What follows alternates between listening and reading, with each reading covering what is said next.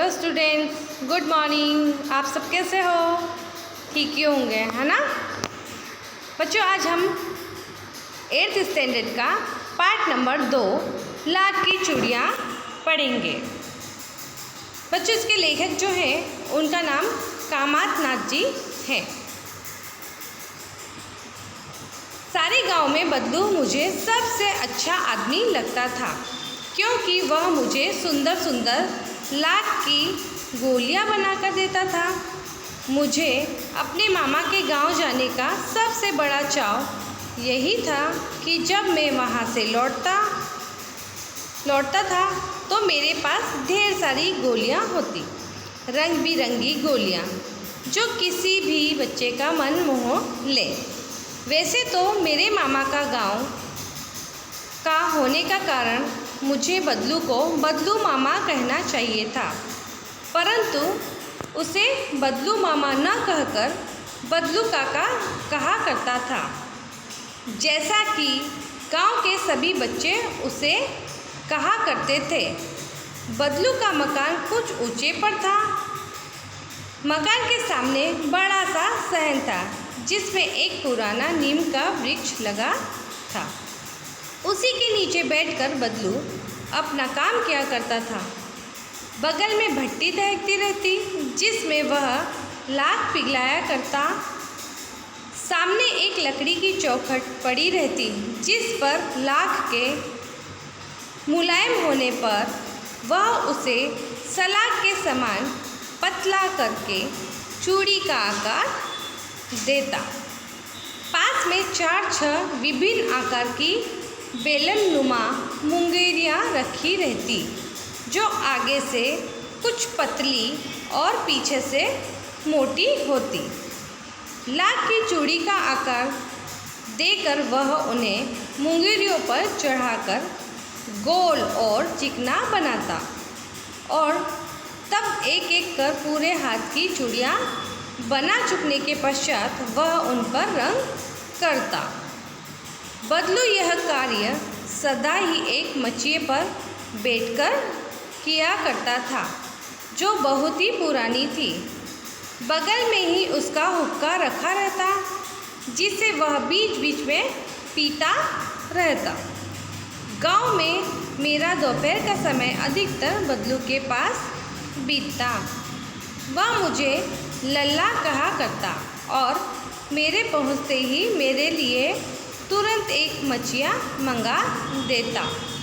मैं घंटों बैठे बैठे उसे इस प्रकार चूड़ियाँ बनाते देखता रहता। लगभग रोज ही वह 4-6 जोड़े चूड़ियाँ बनाता। पूरा जोड़ा बना लेने पर वह उसे बेलन पर चढ़ाकर कुछ क्षण चुपचाप देखता रहता, मानो वह बेलन न होकर किसी नववधू की कलाई हो। बदलू मनिहार था। चूड़ियाँ बनाना उसका पैतृक यानी पूर्वजों का पेशा था, और वास्तव में वह बहुत ही सुंदर चूड़ियाँ बनाता था। उसकी बनाई हुई चूड़ियों की खपत भी बहुत थी। उस गांव में तो सभी स्त्रियां उसकी बनाई हुई चूड़ियाँ पहनती थी। आसपास के गांव के लोग भी उससे चूड़ियाँ ले जाते, परंतु वह कभी भी चूड़ियों को पैसे से बेचता न था। उसका अभी तक वस्तु विनिमय का तरीका था, और लोग अनाज के बदले उससे चूड़ियाँ ले जाते थे। बदलू स्वभाव से बहुत सीधा था। मैंने कभी भी उससे किसी से झगड़ते नहीं देखा। हाँ, शादी विवाह के अवसर पर वह अवश्य जिद पकड़ जाता था। जीवन भर चाहे कोई उससे मुफ्त चूड़ियाँ ले जाए, परंतु विवाह के अवसर पर वह सारी कसर निकाल लेता था। आखिर सुहाग के जोड़े का महत्व ही और होता है। मुझे याद है, मेरे मामा के यहाँ किसी लड़की के विवाह पर जरा सी किसी बात पर बिगड़ गया था, और फिर उसको मनाने में लोहे लग गए थे। विवाह में इसी जोड़े का मूल्य इतना बढ़ जाता था कि उसके लिए उसकी घरवाली को सारे वस्त्र मिलते। ढेरों अनाज मिलता, उसे अपने लिए पगड़ी मिलती और रुपए जो मिलते सो अलग। यदि संसार में बदलू को किसी बात से चिढ़ थी तो वह थी कांच की चूड़ियों से। यदि किसी भी स्त्री के हाथ में उसे कांच की चूड़ियाँ दिख जाती तो वह अंदर ही अंदर कुड़ियाने गुस्सा हो उठता और कभी कभी तो 2-4 बातें भी सुना देता। मुझसे तो वह घंटों बातें किया करता, कभी मेरी पढ़ाई के बारे में पूछता, कभी मेरे घर के बारे में और कभी यूँ ही शहर के जीवन के बारे में। मैं उससे कहता कि शहर में सब कांच की चूड़ियाँ पहनते हैं, तो वह उत्तर देता है, शहर की बात और है लल्ला, वहाँ तो सभी कुछ होता है। वहाँ तो औरतें अपने मर्द का हाथ पकड़कर सड़कों पर घूमती भी हैं और फिर उनकी कलाइयाँ नाजुक है ना, लाख की चूड़ियाँ पहने तो मोच ना आ जाए। कभी कभी बदलू मेरी अच्छी खासी खातरी भी करता। जिन दिनों उसकी गाय के दूध होता वह सदा मेरे लिए मलाई बचा कर रखता और आम की फसल में तो मैं रोज़ ही उसके यहाँ से 2-4 आम खा आता। परंतु इन सब बातों के अतिरिक्त जिस कारण वह मुझे अच्छा लगता वह यह था कि लगभग रोज़ ही वह मेरे लिए 1-2 गोलियां बना देता। मैं बहुधा हर गर्मी की छुट्टी में अपने मामा के यहाँ चला जाता और 1-आध महीने वहाँ रहकर स्कूल खुलने के समय तक वापस आ जाता। परंतु 2-3 बार ही मैं अपने मामा के यहाँ गया होऊंगा, तभी मेरे पिता की एक दूर के शहर में बदली हो गई और एक लंबी अवधि तक मैं अपने मामा के गांव न जा सका। तब लगभग 8-10 वर्षों के बाद जब मैं वहां गया तो इतना बड़ा हो चुका था कि लाख की गोलियां में मेरी रुचि न रह गई थी। अंततः गांव में होते हुए भी कई दिनों तक मुझे बदलू का ध्यान न आया। इस बीच मैंने देखा कि गांव के लगभग सभी स्त्रियां कांच की चूड़ियाँ पहने हैं। विरले ही हाथों में मैंने लाखों की चूड़ियाँ देखी। तब एक दिन सहसा मुझे बदलू का ध्यान हो आया। बात यह हुई कि बरसात में मेरे मामा की छोटी लड़की आंगन में फिसलकर गिर पड़ी और उसके हाथ की कांच की चूड़ी टूटकर उसकी कलाई में घुस गई और उससे खून बहने लगा।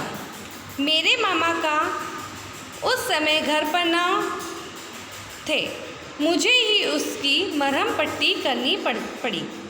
तभी सहसा मुझे बदलू का ध्यान हो आया और मैंने सोचा कि उससे मिल आऊं। अतः शाम को मैं घूमते घूमते उसके घर चला गया।